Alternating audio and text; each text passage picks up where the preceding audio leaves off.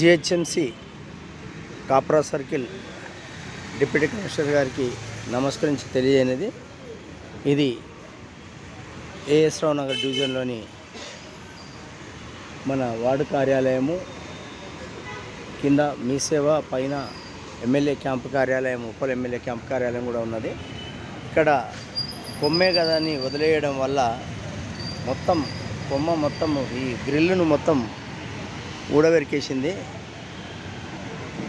అది పక్కన ఆంతే ప్రమాదకరమైన కళ్ళకు కానీ గుచ్చుకోపోతే చాలా ప్రమాదకరంగా నోరు తెరిచినట్టు ఉన్నది ఈ గ్రిల్లు. కాబట్టి మరి అధికారులు దృష్టి పడలేదా, పడ్డ చెట్టే కదా దానికి ఎందుకులే అన్నట్టుగా నిర్లిప్త ధోరణ అర్థం కాలేదు.